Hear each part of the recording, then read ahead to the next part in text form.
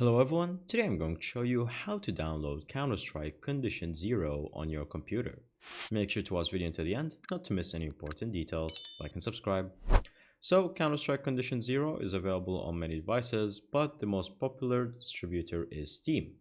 So from Steam, all you have to do is search for Counter-Strike Condition Zero, and you can find it right here.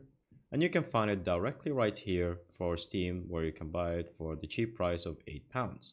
Now, if you wouldn't like to do that, all you have to do is to go simply exit. And then from here, as you can see, there is another website that's called Counter-Strike Non-Steam, where you can click on it. And then from here, it's going to show you the build. And so this is a pretty old game, but it has its own servers where you can simply click on download, which is going to be right here, downloading for you the torrent. And so once you download from the direct link or download from the torrent, it will install the installer, which you can then unpack and so install the game. And that's pretty much it. Thank you guys for watching. See you next time. Bye bye.